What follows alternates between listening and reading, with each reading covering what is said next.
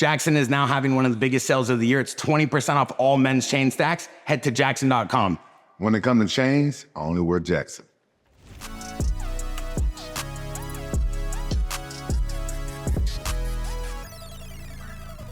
Welcome back to another episode of Fade on Site. We got Brandon Moreno. Oh, I was there. I mean, it's almost this. I don't care. You don't care.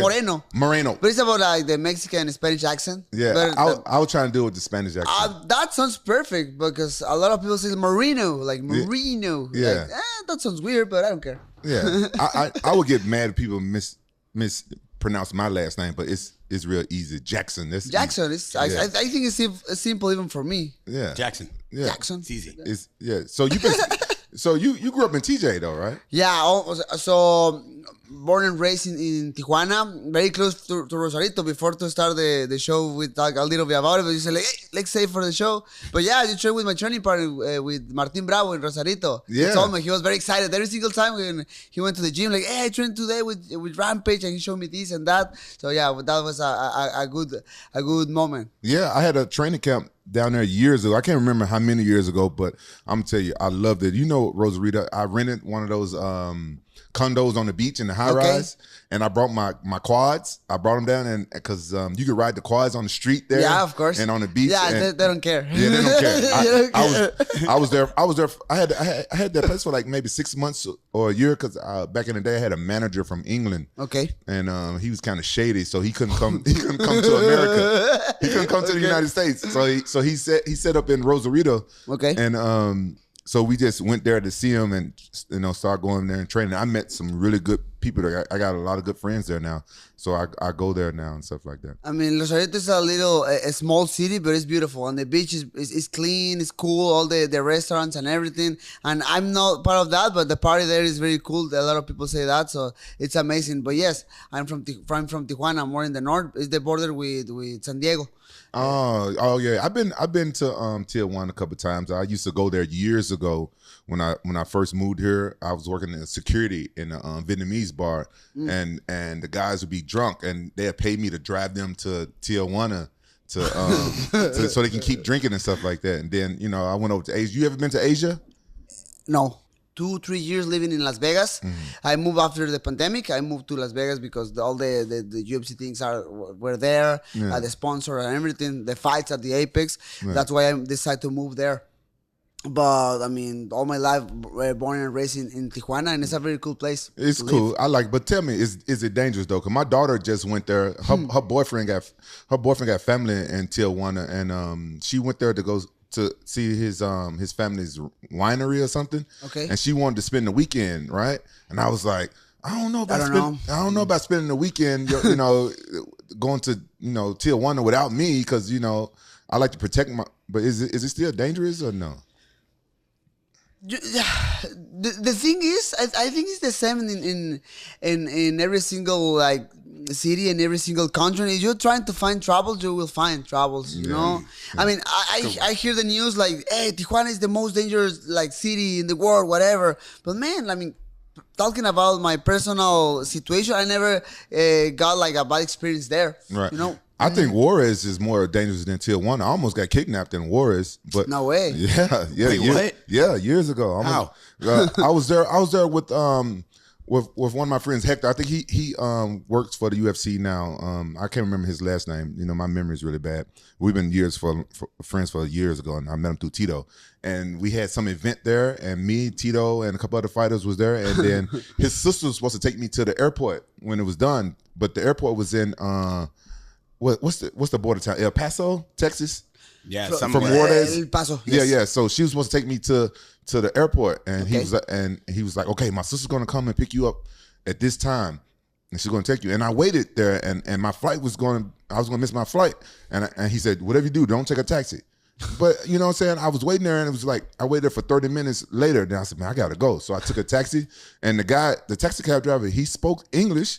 And I was like, take me to the border, take me to the whatever. Yeah. And then he drove to a convenience store, like a little strip mall. And the guy in an old box Chevy pull up to me, speak English. He came, talk to the driver in Spanish.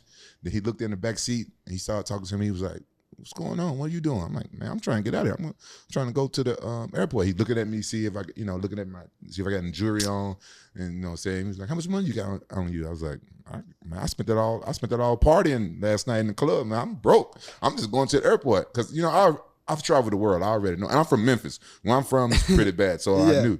And he asked me a couple more questions and stuff like that, and he was like, "Oh, you enjoyed yourself, huh? Where your friends at?" I said, "Man, they waiting for me. They all went out." I said, "Man, I was partying. I had a bunch of girls, and I said I've been drinking too much and stuff like that. So I had to, I just told him a whole bunch of bullshit."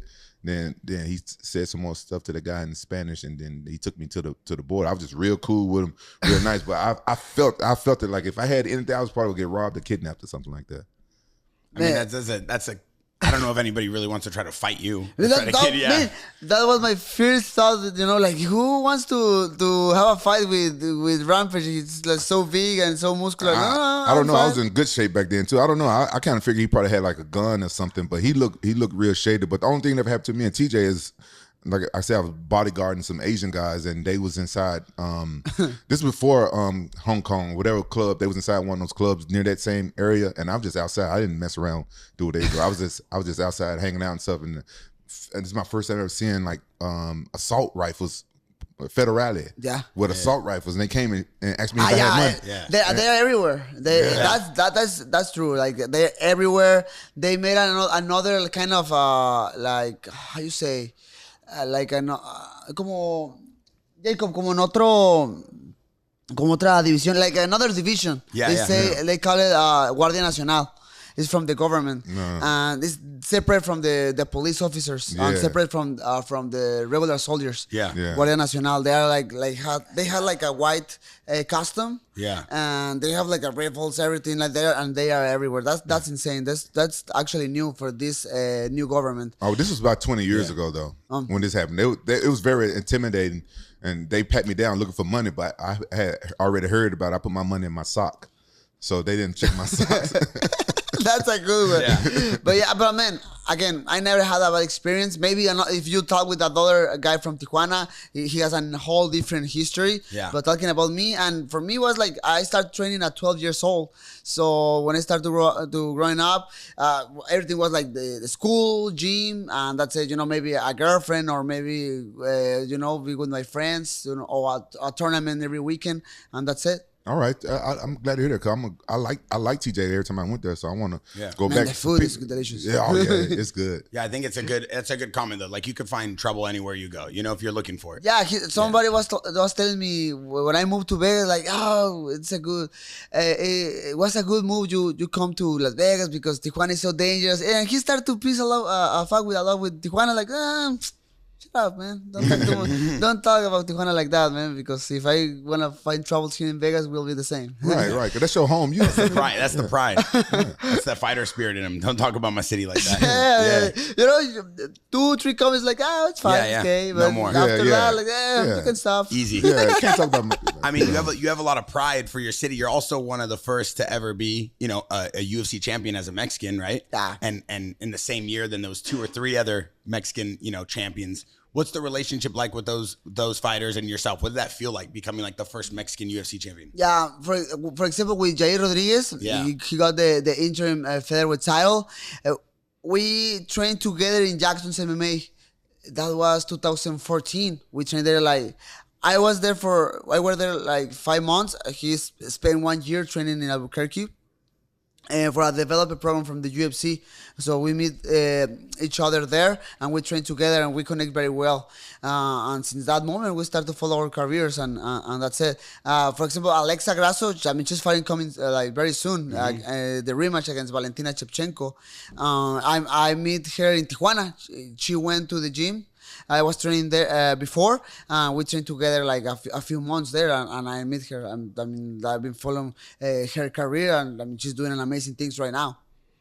Yeah, it's a unique experience, right? Like when you kind of get that belt on yourself, and you're holding the flag, and you're in the ring. I mean, you know what it feels like to hold the belt. You guys are both champions. Yeah, I mean, and obviously you asked me about the proud. I always say this, like maybe for from the people from the United States or maybe from Brazil, where they has so many champions, right? They have a long history of champions in the mixed martial arts history. But for us, in Mexico, it's a kind of a new sport.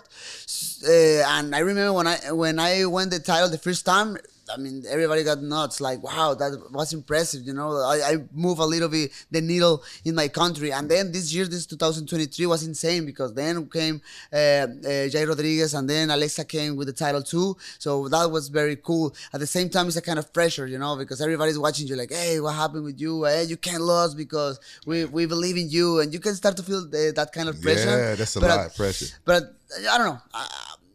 When all that stuff come, I'm just trying to be very close with my circle, like with my friends, with my loved ones, with my wife and daughters, and that's it, you know. Because if you start to hear all the people around, like, oh, it's too much sometimes. But you know, cool. At the end of the day, you made history. You know what I'm saying? Yeah. That's something that a lot of fighters don't do, right? A lot of people in their life don't do that. I would say like 1% of the world in the sport can say like, oh, I made history. You was the first thank you. to do something. No one can ever take that away from you. And obviously, I mean, I'm talking about the pressure, but at the same time, I mean, it's very cool, you know, represent a country who is it's full of hard workers, like always pushing for the tradition, for the culture.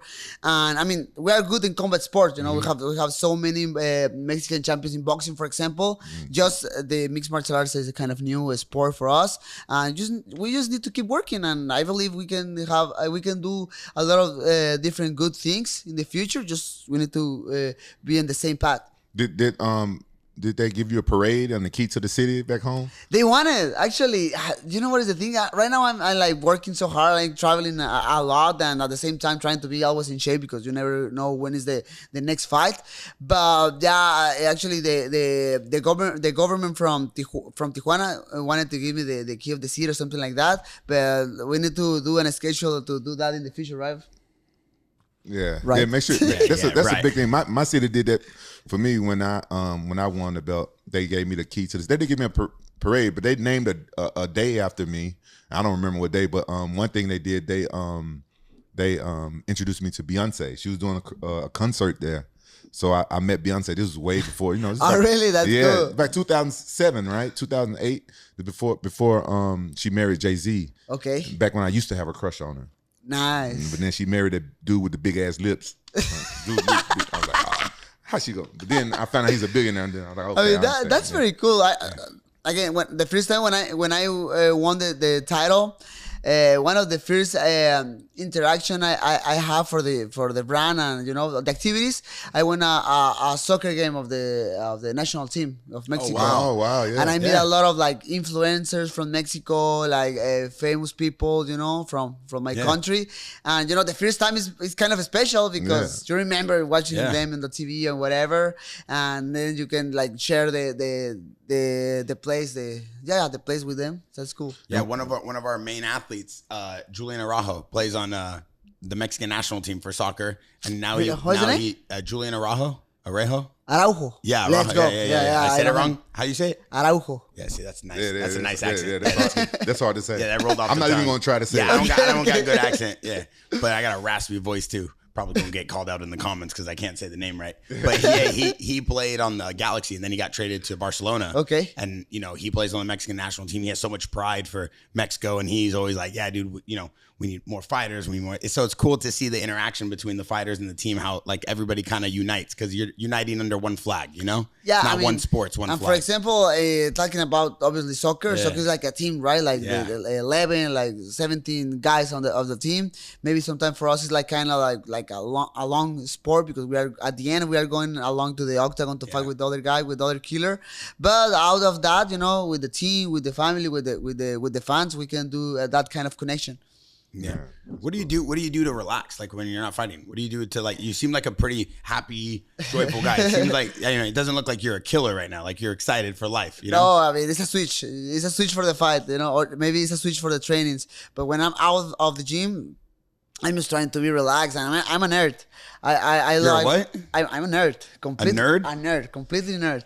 I love to collect like toys. I'm starting 2018 collecting Legos. I started to build Legos. After that, I started to collect Funko Pops. I have like almost 300 Funkos. Wow. Then I start to watch my closet because some like sports teams start to invite me to the game or to the arena or whatever, and I start to collect a lot of jerseys like basketball, soccer, American football, hockey. So I watch my closet, and I had a lot, so I start to collect them. Now every single time when I go to a new city or whatever, I start to get a jersey from the team from there, like the most popular sport of the city. Like if it's basketball, like a basketball jersey, or soccer or American football, whatever. So that I collect. Right, I collect comic books. Right now I'm collecting Pokémon cards with my. I love that Pokemon? one. Pokémon cards. Is that where you came from right now? Yeah, we came from PSA. That will be very cool. Jacob, go for the cards. We can show it. Bring the cards in. Yeah, What do you got? A Charizard? I have one, man, but PSA 10? No, man. It's one very hard because it's metal, you know. Yeah. It's metal. The card is from the material is metal, and those ones is very hard to get on a 10. Okay. I got an 8, but if you get a 10, that card, the value is like 3,000. Oh, for real? It's insane. Wow. It's very so yeah. That's right now, and I'm sharing that hobby with my daughter. Yeah. Oh yeah. That's very cool. So yeah, I'm a nerd. I'm just trying to be with my collections. I normally go. I'm with my family. The weekends we go to a restaurant, or we try to go to the movie theater, or just stay in home. You know, be in the pool. You know. Yeah. And that's it. Do you enjoy living in Vegas? Yeah, it's cool. A lot of people, when you talk about the people about Vegas, all the people, the first thing they have in mind is the strip, the party and the casinos and whatever. Yeah. But out of the strip, like it's a regular city, relaxed. It's hot and dry. It's kind of I don't like hot, but it is what it is. It's a normal city as another one, and it's very calm. Maybe if you live like closer to the strip, maybe you can find some cows there, but in general, it's very cool. It's very cool. You'll be there like living or not? No. I had a condo there years ago, but I never really used it. But I never lived there. I was always afraid to live there because because I don't have any discipline. I'd be in the nightclub all day, even though I don't want to go. I go. My friends would drag me to the nightclub, and I'd be out drinking every night. And I'm not an alcoholic or anything. I'm a social drinker. No, social drinker, of course. But I'm very social.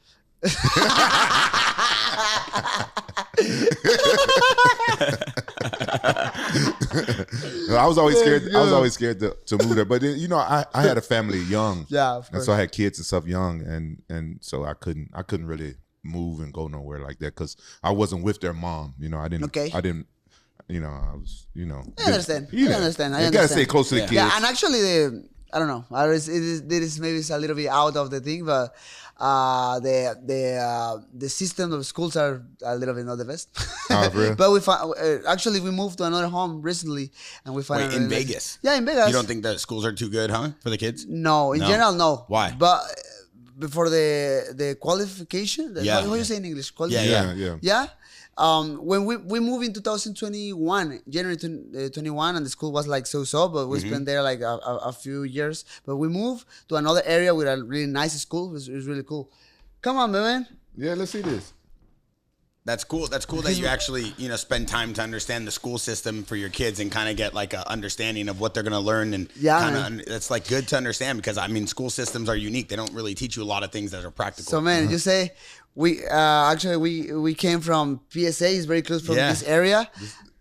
And I got all my cards. And this is your whole collection? That's not my whole collection, but the most special ones. Yeah, it's a 10. Show me the best one. I want to. Cause I don't know. Hey, how much is this worth?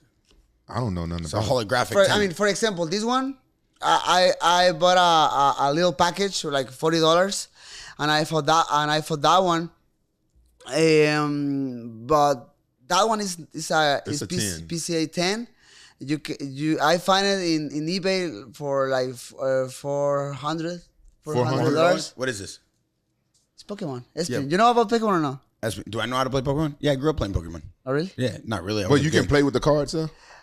Yeah, you can play with the It's a cards. game you can play with the cards. Yes, but I don't know how to play. Yeah, this guy It's a just hard collect game. cards. Yeah. You ever play Magic? You remember that game Magic? No, never. You ever play Magic? No, The never. Game Magic. It was a crazy card game. Hard. It's like World of Warcraft in Oh, real yeah. life. No, Like a bunch of I mean things. I don't collect Magic and I don't know how to play, but I know the cards. And Yeah. actually, recently they did a collab with Lord of the Rings, and they como sacaron Take out a card, a special card, just one of one.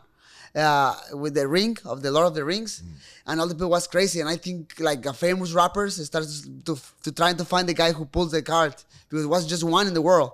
Wow. And at the end, the guy who pulled the card got a contact with Post Malone or something like that, And Post bought it? and he paid like $2 million for that one. No Yes, way. but that's for a insane. card. That's Bro, crazy. these things went crazy during COVID. You had Logan Paul was wearing like $1 million Charizard. People were half a Yeah, I million dollars remember for a hearing about. box. Yeah, I remember hearing that. Yeah. It was insane, man. Do you remember how bored we was during COVID?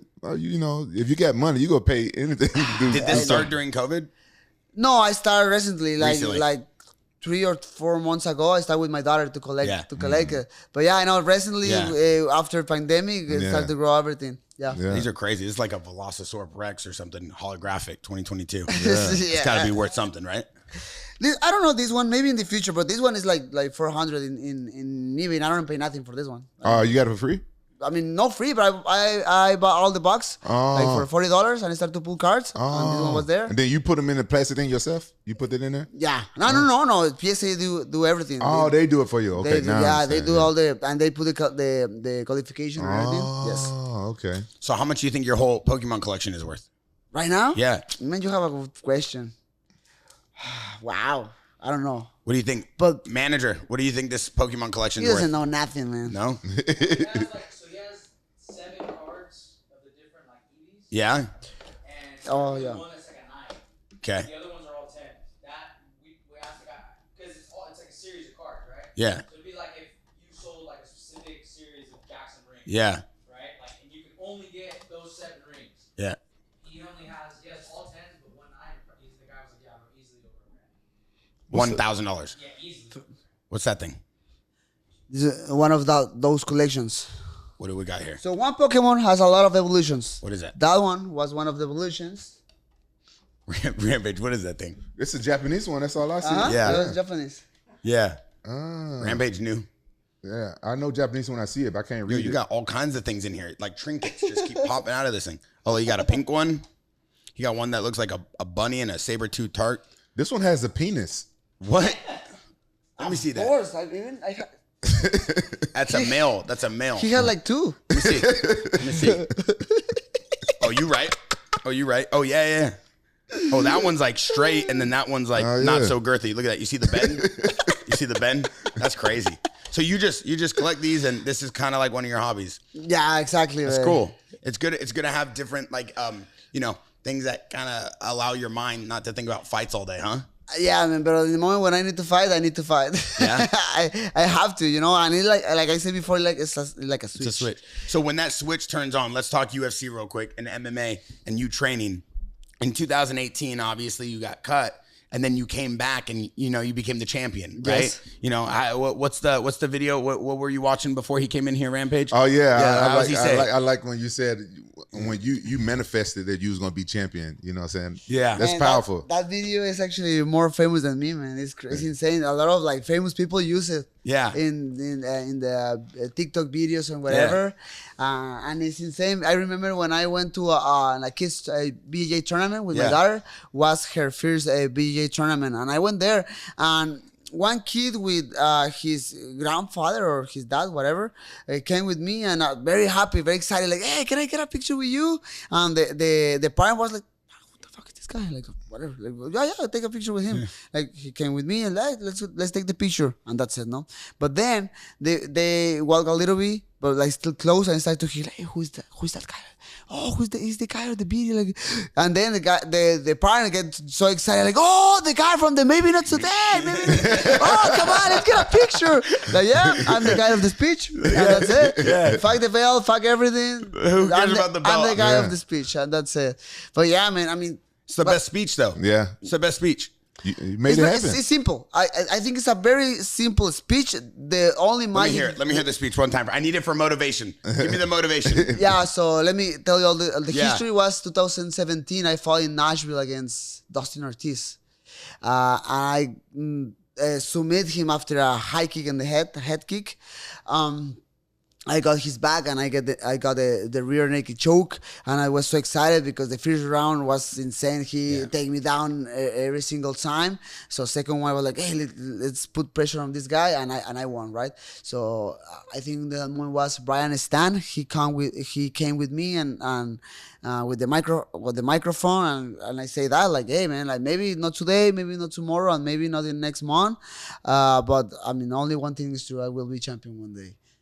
Simple, puff, you know. And in that moment was like, fucking crazy kid, because the next fight I lost, and then I lost again. I lost 2 in a row, and then UFC released me. So the speech looks terrible in that moment, but with the pass of the time, you know, after when I came back and started to win fights and get the title, somebody get that little piece of the speech, and connected with when Dana put me the belt, and looks amazing. And I think it's very simple, but the magic is I did it. You know, it's a huge difference, of course. I didn't know you lost 2 in a row after that. That was a long road. Come back to that's even more powerful though, because a lot of people, you know, you lose 2 in a row, like that's hard to come back from that. You know, you kind of give up on yourself sometimes. Certain people.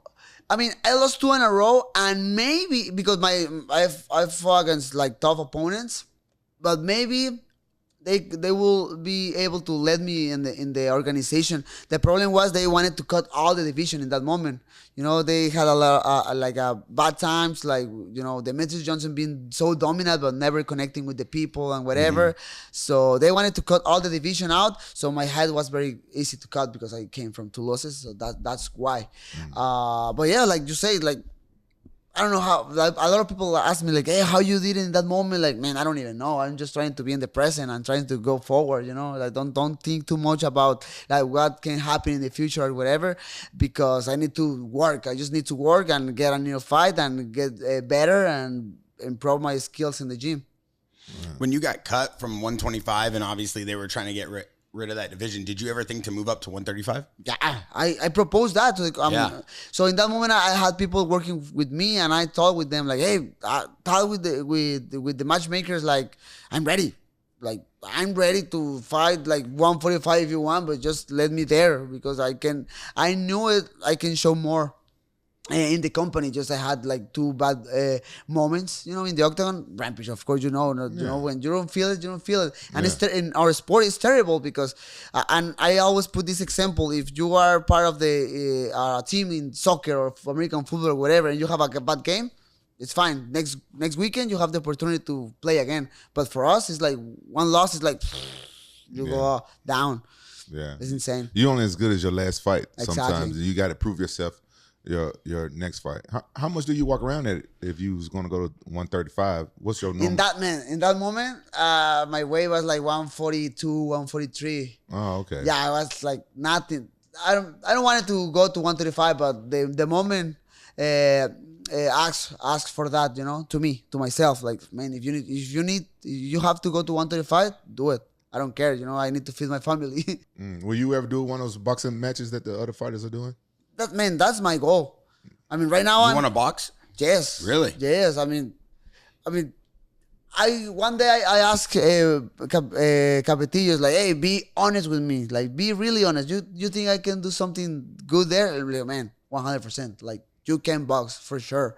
I mean, I've been doing like professional training boxing, no like fighting, but training and doing sparring with professional boxers, and man, I have a good moments. You know, I know the training and the fight is so different. Yeah. But maybe you have good signals there, like doing well with professional boxers with good records. Do you find that when you spar with the professional boxers, they like try to go hard? Sometimes they try to like show that they're at some better? point, of course, yeah, you know. Yeah. And some point they want to show like, hey, I'm the boxer here. Yeah. But I mean. I started to do boxing in 2019, and I have a lot of experience now, so I can manage the moment. Would you want to fight like an influencer? Or would you want to fight like Gervonta Davis? No, I wanna. Like you I want wanna Jake have Paul a- or you want Javante Why you jump Davis? all the way to Javante Davis now? He's like that's 135, 125 around that's there. next. He's like next level. You know, Champ versus champ, Let's go. You never know. What do you I mean? don't care. right? It's if you're gonna get a belt in the UFC, which is the greatest mixed martial artist in the world, and he's gonna get a belt in boxing, which is the greatest boxers in the world. Yes, one's really good at one, and one's maybe not the best at one, but let him go. But it's but it's not belts. but that's not fair. I would there's no way you can make that fair because he's going over to Javante Davis's world. You know what I'm saying? I would like to see something like that if they say, okay, no matter what happens, we do an MMA match next. No, but they don't want to fight. No, anyway. they don't want to fight. They don't want to fight he MMA. don't want the MMA smoke. No. Yeah. Javante Davis versus him would be an insane fight. I'll watch it. I'd watch I'll it. watch But it. I mean, I would love to fight in one. So it's the featherweight division in boxing is 122. When in 122 right now, I think the champion is Inoue. It's a Japanese insane. Oh yeah. You know what? Inoue. I was in Japan when he had his last fight. I was going to Oh, go. really? Yeah, I was going to go to his fight while I was there. His fight wasn't in Japan though. I was going to Yes. watch it. I mean, I was in Japan when he had his last fight, but I was going to go and watch it, but I got busy. I was doing something else. But that's what I learned about him. He's bad. He's badass. Yeah, I mean he's very tough. So Yeah. he sounds like a nice and amazing fight. But I don't know, man. I mean, actually, my head coach is like, hey, right now we need to be like very focused, with your MMA career. And for me, that's very serious. Like I want to be like focused with my next opponents because man, I lost my last fight and I'm putting too much effort in my career and I get so mad when that happens because. Inside of me, I feel like I lost that fight. Like I can do maybe something better. So I don't know. Right now, I'm trying to be very focused in my MMA career, and after that, I can my mind can like fly. Yeah, do you have a rematch clause? Will you be able to rematch? Man, I'm just waiting. I'm just waiting for the call. I'm trying to be in shape. My last fight, I hurt my right hand, and I spent a few weeks in recovery. Right now, I feel much better, and I've been talking with my manager, and I've been talking with the UFC, saying like, "Hey, man, I'm starting to feel ready. Like, I want to fight maybe before at the end of the year." How old are you? 29. Oh, you still young. You should look into stem cells. That hit you up real fast. Yeah, I mean, actually, I went to Colombia. I went to Colombia. You went to a bioaccelerator? Bioaccelerator. Yeah, So yeah. they told me you've been there. Yeah, I love those guys. They're Yeah, amazing. they're and amazing, they are bro. so professionals. Yeah. Everything is like very clean. They Yeah. know how to do it. Yeah. And man, I went there. They put stem cells in my right knee. They put stem cells in my foot because I had problems before. And they put stem cells in my ribs. And man, after 1 month, I start to feel amazing. Yeah. Like yeah. a new guy. Instant. Yeah. Instant. Yeah, I know. Luke Rockhold, right after our podcast, he went down there. He to went down there? Colombia. Yeah. You fought, I think you fought Figgy 4 times, Pintoya Yeah. 3 times. You're probably one of the only UFC fighters to ever fight someone 4 times. How does the preparation different? Like, how do you, kind of game plan after you fight a guy so many times? Man, in this level, I think it's the mental part is very important. Yeah. I mean, I can explain every single fight, my mental position in every single fight. For example, the first one, I was kind of not scared, but like very like careful because Davison came with all this aura, like this invincible guy. All the media like, oh, he's a monster. He's the new face of the flyweight division. He punched like a 55er. He can knock you out in the first round. Blah blah blah. And I was like, I don't care. I'm going to fight against him. I won the belt. But some part of your mind like aware, about that. And I fought against him, and was a draw. Going to the rematch, I said like I felt his power. I felt like he's not like very strong. He punched hard, but he's not like physically strong. Like now I know I can beat him. And I went there with all the confidence. I went with all the power and with all the desire to win. And the third one, when I lost against him, like I said before, all these voices like, oh, now he's the champion, now the pressure. Then he started to work with a former training partner, and he tried to intimidate me in that area. Like, now I know how to beat you, whatever. And maybe you don't feel it, but some part of your mind is like aware of that, like fuck. So I fought against him and I lost, like very close decision. But the fourth one was like, man, I don't want to see you anymore anymore again. And I went with everything. I throw a hook right in the eye and I broke the orbital. Yeah. And I won. Fuck it. I don't want to see. I don't want to see you no more. Don't come back in here. You always talk about that when fighters like go and try to train with their training partners and they try to recruit guys that you've trained with. Like you just experienced that. You had to go through that. Like how do you get around that? Like you have to lock in your training partners. No, you like, can't. MMA is such a small world. It's a small world. Yeah. Do you pay your sparring partners? Now yes. Now I'm trying to do it. Sometimes, for example, this last training camp, I went the first time to Dallas with to Fortis, and I started to train with Nick Piccinini. He's a national champion of wrestling. He's very good. I think he's the future of the division.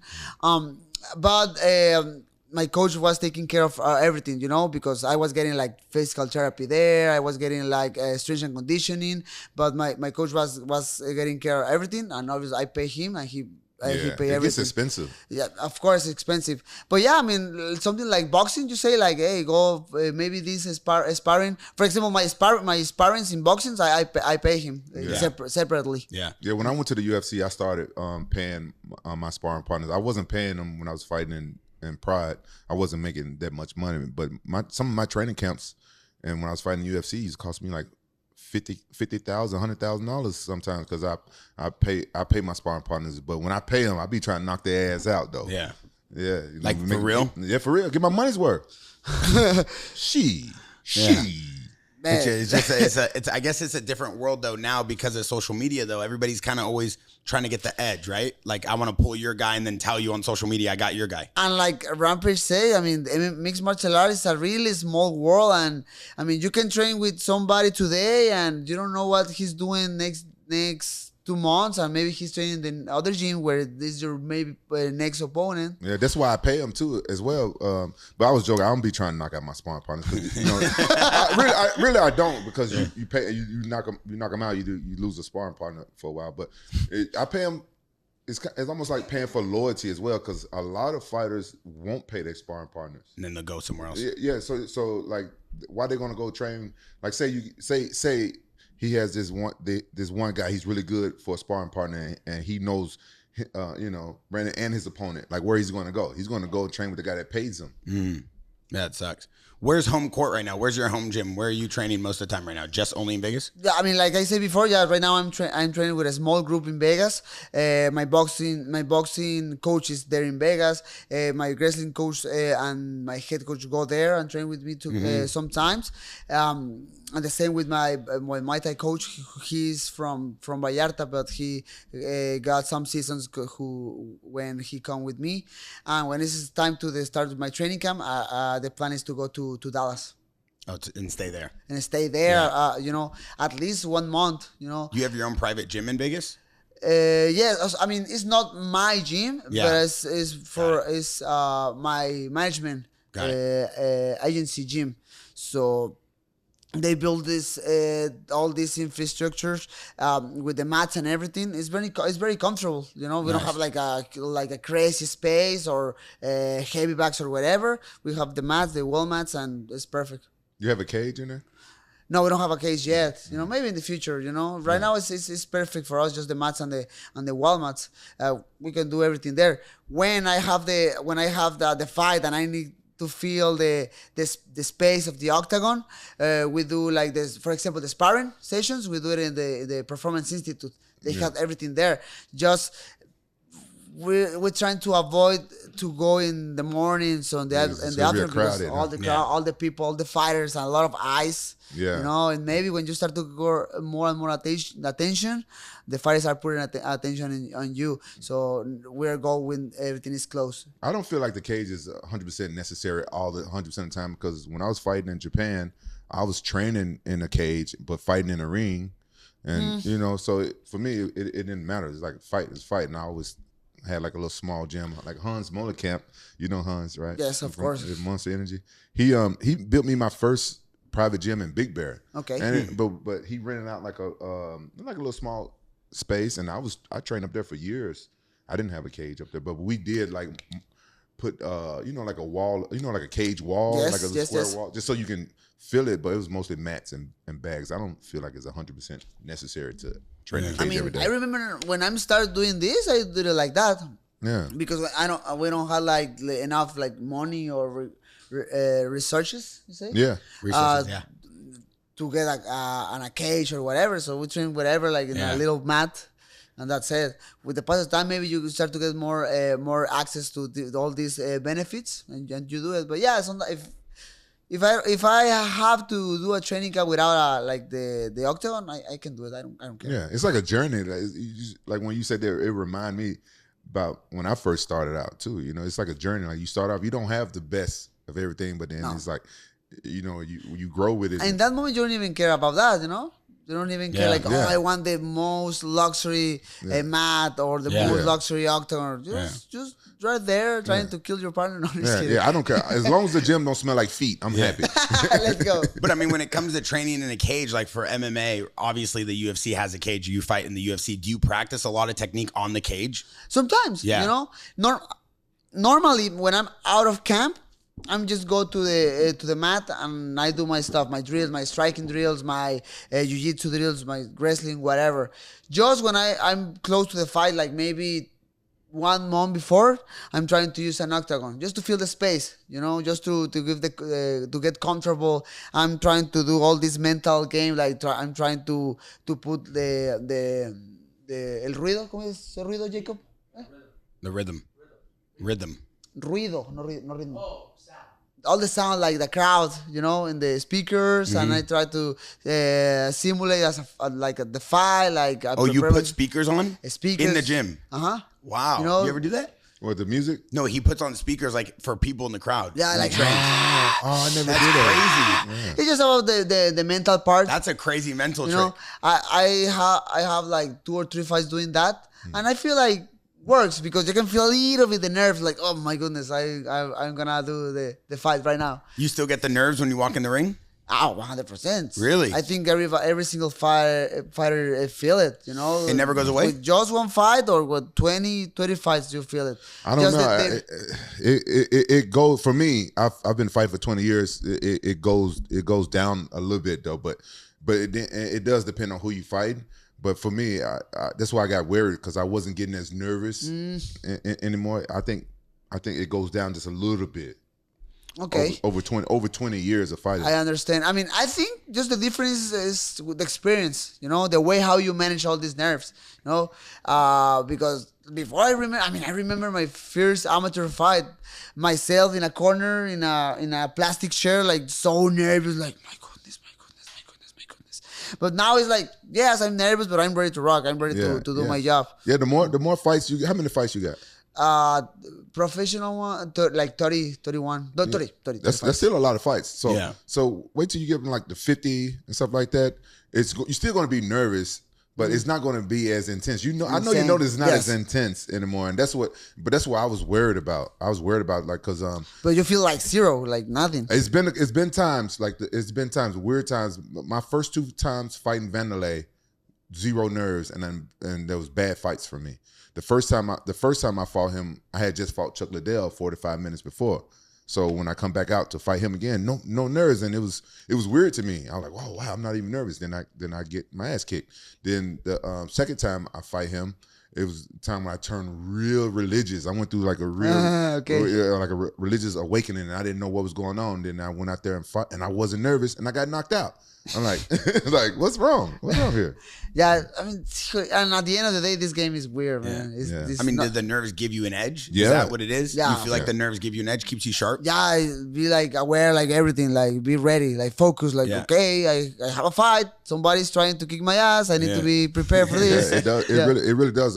When I fought like Rashad Evans, I can tell that he was kind of scared, and it gives him an extra testosterone boost. It gives him adrenaline. Mm-hmm. Have you like, I grew up in the hood. I remember one time some guys was shooting at me and my cousin, right? And they coming out there. I heard the gun. I don't know if they was shooting at us or in the air. as soon as I heard the gunshots, I turned around and I was running. I'll never forget this. And it was a fence. We was running somebody back. It was a fence. And my cousin, he must not have been as scared as me because he jumped on the fence and he was climbing it, right? The fence had to be like 5, 6 feet. I don't know. It was taller than me. I was young. I was in high school, early high school. So I had been like 14 years old. I hurdled over it.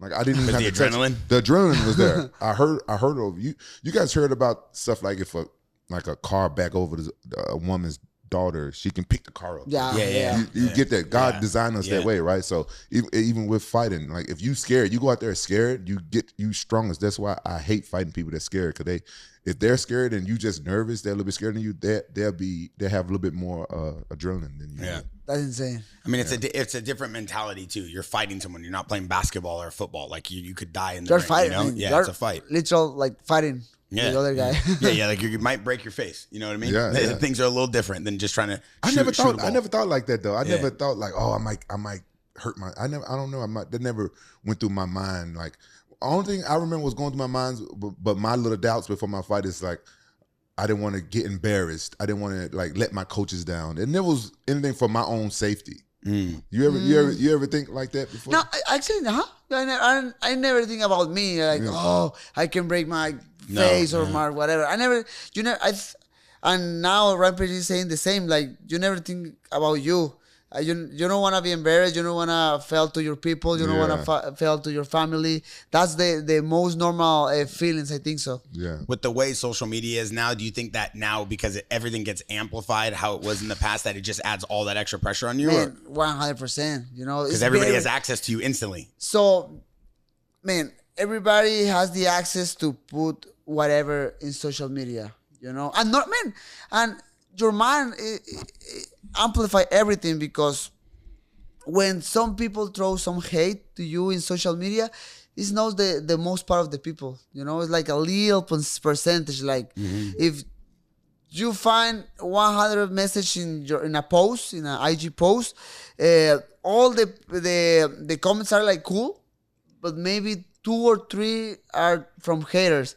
But just to watch that comment and you feel like it's all the world, right? Yeah, like, yeah. Guy sucks, whatever. And man, I'm not putting excuses, but right now I think as an athlete, it's kind of the mental health is harder for that, you know. Yeah. And it's crazy, it's insane. But I know exactly what you're saying. But I've learned that one person, the 1 or 2 people that write the negative stuff, they be your biggest fans. They just hate it. A lot of them, they're your biggest fans, agreement. and they kind of like hate that they can't do what you do. So they don't have their mind is different, right? They're haters, you know. They're negative people, and so since they can't do it, they're gonna like say something to get a reaction out of you. So, but they be your biggest fan. It's the weirdest thing, bro. And at the end, I mean, you're doing like a social service, because imagine all those people, you know, you don't know what they're passing in a regular day. Like, they're going to the job, maybe they had a bad time there with his boss or whatever. Then they fight with the wife, or you don't know, and then they just throw everything in social media just to feel a little bit free in that moment. So that's why when start this, for me, that's about to be in a small circle. Don't hear too much about the noise around me. That means like social media or whatever, and be just with my family. Yeah, you know, because I come from a generation, we was fighting before social media, and back in my day when I first started out, was get big, you have to go to the forums, the MMA forums, and see what the people were saying about you, like Sherdog and all those other forums. And after a while, I stopped going. I'm like, oh, I don't like this, so I didn't go. And then years later, when social media get big, I'm still fighting. And if I lose a fight, I don't even post. If I lose a fight, I'm not posting about my fight. I post something else. You know, I'm out drinking with my friends, and here comes the hate. I'm like, I didn't even say nothing about my fight. I lost. I know I lost. And you know what the thing is? They tag me. People tag me and me getting knocked out and stuff like that. You know, they tag me. Oh, the worst is my last fight with Fedor. It's like my worst fight ever. My most embarrassing fight ever. I was so overweight and I got knocked out and stuff like that. Oh my God! You know, so many people tag you in that. I was like, damn. You watch that fight?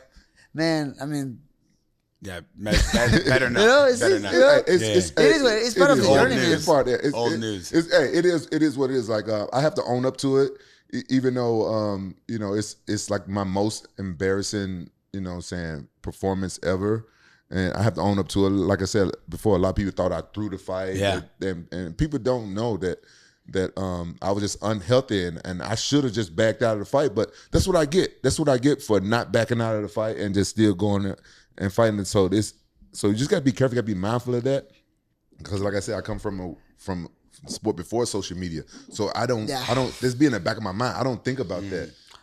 But I mean, again, the people doesn't know, you know, the people doesn't know what happened around the fighter, you know, like if happened this or this happened or whatever. The people just watch the last result. You win or lost, and that's it. And if you lost, just they charge against you. Or if you win, like you have like cool comments, okay, but they don't see like everything around.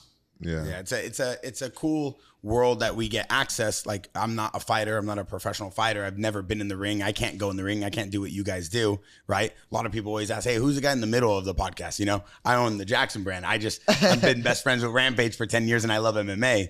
But to do what you guys do, you're a different breed, right? It takes a different mindset. So I'm sure you also have that power. It's like being like a Jedi. You have that power to kind of block it out, because it takes a unique mind to be able to go in a ring and fight someone. Brandon, I want to know who your top 3 favorite MMA fighters of all time are. Man, you know what? I don't have like a specific top 3. I for example, right now, I respect too much for like Israel Adesanya. I like Max Holloway. I like Justin Gaethje, Dustin Poirier. I like I mean, what is Charles Oliveira doing right now? It's amazing to me. More in the past, maybe, you know, Anderson Silva. I meet Forrest Griffin, the PI. He's a very good person, so I have a lot of respect for him. So when I'm starting 2006, I mean, mixed martial arts wasn't like very popular in Mexico, and you don't have the access to watch like UFC or Pride or whatever. So I was watching the highlights, and I remember watching highlights from WEC, you know, Jose Aldo, Dominic Cruz, Jose Aldo, Dominic Cruz, Raya Faber, Milan. Güey, ¿te acuerdas de Miguel Ángel? ¿Cómo se llama el que pelea en WEC? Miguel Ángel. No, a 35er, very famous in the past. You know, he started with all these lights divisions. But yeah, I mean, there's the coolest names I remember. Frankie Edgar, man. Yeah. St. Pierre. Yeah.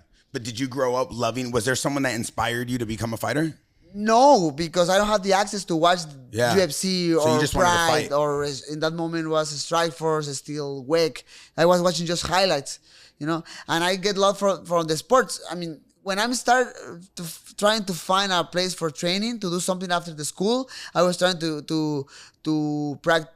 I wanted to practice capoeira, because I don't know if you know this game Tekken. Yeah. You know, Yeah, one of the characters. Yeah, Tekken. Yeah. One of the Eddie Guerrero. Yeah.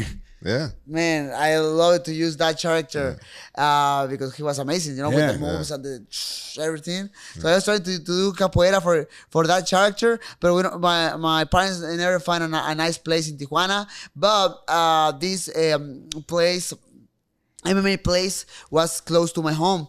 And in a weekend, we were in the car with my parents, and we saw all the billboard.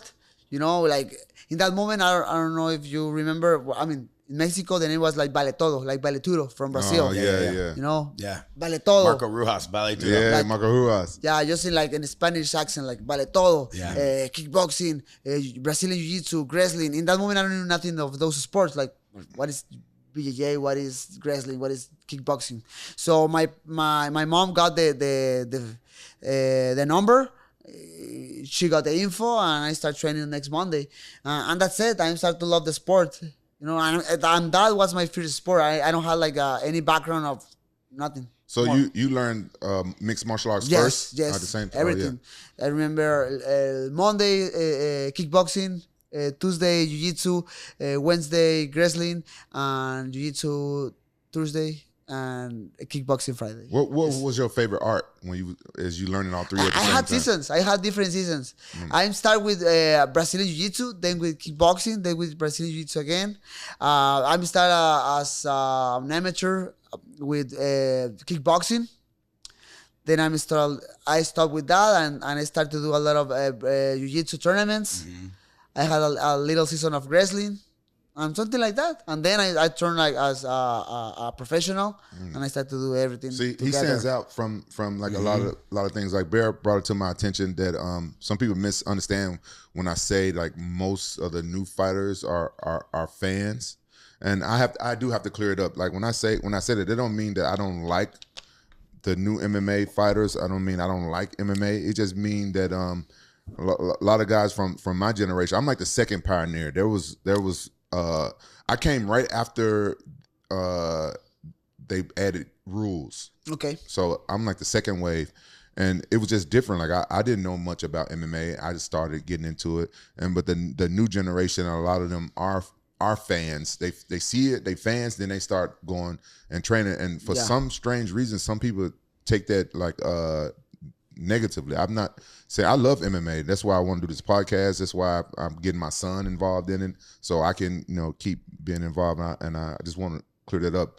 And I respect the fans, and I respect people like him that just in him. He's just a fighter. He saw Tekken. He liked that type of stuff, and he wanted to start fighting, and then now he's one of the best in the world. He made history in his country. Yeah.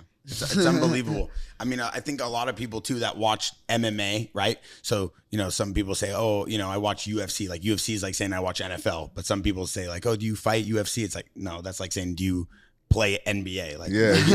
So like, but like if for the people that really truly love MMA, like, yeah, you're a pioneer of MMA, and a form of MMA that they fight today came from you guys, that pile driving, raw, rugged, and real, like just straight brawler. And it was already starting to kind of materialize into the different aspects, right? Of utilizing all the forms of mixed martial art. And now you see a fighter like this today who has a belt. Both of you guys were world champions and still are, will forever be. And it's like, it's such a different sport now. It's such a different look now than what it was. And then from where you fought, from where it was before that. And the sport continuously evolves. Before we go, where do you think the sport's going next? You see this generation of fighters. You see you fighting. You're so young, 29 years old. Where is UFC as the organization, and where's MMA going next? Wow, man, that's an important question, and my mind feels cold for that right now, man. But I don't know. I think the sports pass for different seasons. Sometimes it's like, oh, jiu-jitsu come back, and a lot of different jiu-jitsu fighters start to shine, in the different events. Now the wrestling, then the kickboxing, the kicks, the high kicks or whatever. I'm talking about the technical part, Recently was the boxing, Oh, McGregor is the best boxer. No, it's Dustin Poirier. No, Max Holloway. I don't know, man. I mean, talking about the technique, let's see in the future what happened. But wrestling is always a problem, in the sport, because the people say they can control how the fight goes. So let's see that part. Talking about the promotion, they're doing an amazing things going everywhere. For example, my manager Jaxxon House, he went to Singapore first. Then where was the last event?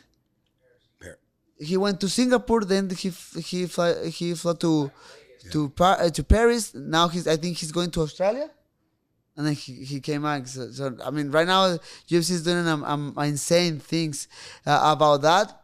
So let's see, man. I mean, I don't think I have a correct answer about that. I'm just enjoying the sport. Now, I'm interested to know about UFC. They merged with WWE. Oh yeah. Yeah. So hey, that's a good point. Yeah. Will you be interested in doing some Hey, WWE? man, it's a crazy question, because we have a podcast in Las Vegas in Spanish. The name is Champions Corner, and we have a nice episode with Rey Mysterio. Oh yeah, I love him. Rey Mysterio. I love Man, Rey Mysterio. he's a lovable person, man. He's really cool. He's very nice. He's in your weight class. Very respectful. He's in my weight class. Yeah. And at the end, we said, hey, maybe he told me, hey, maybe we can do something in the future. You and me against my son and Cody Covington or something like that. Hey, let's go. Actually, I did something for wrestling promotion in Mexico. Oh, wow. Triple Mania. Híjole, let's see if we can show you the video after this. Yeah. But I did my first appearance as a wrestler. Oh, for real? How'd it go? Yeah, amazing. It was, You win? I won. It's fun too, It's huh? very fun. Yeah. And it's insane because I remember I throw a spinning kick to another guy, and all the people were like, wow, got nuts in that moment, and you feel a little bit like the same as a fight. It was a fight like when they get excited when you connect a really good punch, you feel this kind of the same. So it was very cool. Yeah, because I'm wondering about that because since UFC teamed up with them, I'm wondering like, oh, will we see Ronda Rousey back in the UFC? I mean, the rumor is like she's coming for UFC 300. Oh, for real? That's a rumor. Anybody Man, knows? we might but- got an intel right now. Yeah. We might got our inside rumor right here. Yeah, I like that. That'd be huge if she came back for UFC 300. What number are they on right now? So this next event is UFC 293. Oh, damn. getting So close. it's coming soon. 293. That's Strickland Adesanya this Yeah, weekend. yeah. Who's gonna win? Strickland or Adesanya? I love Strickland, man, but I think Adesanya, not because I have a lot of respect for him, but talking about the technical part, I think Adesanya is very dangerous. Yeah. So- I think Strickland's like a brawler kind of. He's kind of gives me like some Rampage vibes. He just goes in there and he'll just like throw hands. He doesn't care. He eats a few. He's coached by Eric too out of Extreme Couture yes. in Vegas. Oh, for real? Good camp, good coach. I think he's very marketable. I like his interviews. Yeah. I think he's He's very great. funny. Yeah. He don't care. I know, actually. I don't remember when they shared the press conference because Adesanya was fighting against I don't remember who, and Strickland was fighting in the same card, and they were getting an amazing interaction together. And now they're fighting this weekend, so I'm excited to watch it. Yeah, it's gonna be two good fighters going into the end of this podcast right now. We appreciate you coming. Have you seen the video that's going viral of Bradley Martin saying that he wants to fight Mighty Mouse, Demetrius Johnson, and Demetrius Johnson says he'll beat him? You know what? I mean, I don't watch the video, but I hear I hear that. Yeah, Man, Bradley Martin's like 260, strongest man He's on a the huge world. guy. He's a tank. Athletic. The guy can jump like 6 feet straight vertical. The guy's like a unhuman. But do he know how to fight? Made though? in a lap. no. I think I don't. But Mighty I Mouse think is like he has- 135, 130, Yeah, right? yeah. 140. Yeah, he's very small. He could beat him up. Man, I think Demetrius can beat him, of course. Yeah. Really? It's because he doesn't have the experience to how to fight, and Demetrius is very smart. I think this is history between David and Goliath. Yeah, David and Goliath. Oh, yeah. That's some good history right I there. mean, Demetrius is very smart, Yeah. and I think he good to will see. do an amazing game plan to fight against him and beat him for sure. I paid to see you fight Mighty Mouse. Man, that was very cool, man. You know, that was one of my dream fights. My first season in the UFC, Demetrius was the champion. So my goal was to fight against him. Then UFC released me, and Cejudo beat Demetrius, and then he went to ONE FC. Yeah. So everything changed. But I mean, I don't know. If that happened in the future, that would be an honor to me. Yeah. Demetrius is like 30 something, like 38, 29, and the people say maybe he's like very close to the retirement. So I think that was one of the dumbest decisions the UFC ever made, trading Mighty Mouse for that Ben. for Van Askren, But they league swapped. Yeah. They went Bellator to UFC. No, I think. I think he was in ONE FC. Well, now he's in one, but I think originally wasn't it Bellator to UFC? no. Didn't they no. trade They one won for ONE another? FC to UFC. ONE FC and UFC. That was Didn't UFC do like the first ever league swap? Like they swapped someone out from UFC to Bellator? I think they did. I did that. I was under contract with the UFC when I went to Bellator, and they wanted. I had to buy my way out of the contract because I left them because they took my Reebok sponsor. I was like, wow. Fuck, I'm not wearing that shit. And then you went to Bellator. I went to Bellator, and I fought Bellator, but I was still on a contract with the UFC, and my manager is good friends with Dana White, so he had to do it. And Dana was asking for a bunch of money, and my manager got him down, so I just said, fuck it. Yeah, what Dana's done, regardless of what everybody says about it, what he's done with the UFC, I mean, it's literally the most to articulate it is the rise of the UFC is one of the fastest professional sports I've ever seen become a mainstream sport where everybody grows up saying they want to be like you. They want to be a champion. They want to be like him. They want to be a champion. Before they grow up, I want to be like Kobe Bryant or LeBron James. Now they say, I want to be like Brian. I want to be like Rampage. It's crazy, right? It's very cool, you know, when I go to my country, when I have a meet and greet or an appearance in some event in Mexico, and some kid come with me like, hey, I'm start training for you, or I want to be with you one day. It's like, because you don't magnify the what you're doing around the world and how you can touch the hearts of different people, you know. I always say this, like, hey, I'm started doing this just in a selfish way, like, hey, I just want to kick some asses and I want to show the world I'm the best, and that's it, you know. I want to prove myself I'm the best. But with the pass of the time, a lot of people start to come to your dream, and man, now I feel amazing, you know. If I can inspire other guys, I try to do it in the future again. I had to learn the hard way. I didn't think about that when I was fighting in Japan. I used to say some crazy shit in my interviews. I still say crazy shit, but not nearly as crazy as the stuff I want to say. You know, I toned down a lot because kids would come to me and they were reciting my interviews. I was like, damn. Oh, damn. You know, because you forget that you inspire people and stuff. So my advice for you would be, you inspire a lot of people, so just remember that sometimes. But you walk a straight line, I can tell, and even your personal life, because everything's going to be magnified. So thank you so much. No, yeah, I understand, you know. But in the moment, like when you have the mic in front of you, like you're excited, you in the fight, like, you're human. You want to say whatever you want, but that's a hard moment to trying to calm yourself. Yeah. No, it's an honor. It's a blessing to sit here with you. They probably hear me say this all the time, but to sit with a world champion, and I know how hard it takes to become a world champion, and the pressure and the mind and the war that you have to go through day in, day out. It's an honor to have you sit here and kind of just talk to the community a little bit about everything you've done. And always Rampage, gets the best guest and has the best show going on here. Thank you for Man, it's an honor to be with you, man. You're a legend, man. Thank you so much. I'm trying to be like relaxed, but man, you're a legend, and I really appreciate the time with you guys. Thank you so much. Yeah, thank you, man. And good luck to you in your next fight. I want you to get your belt back.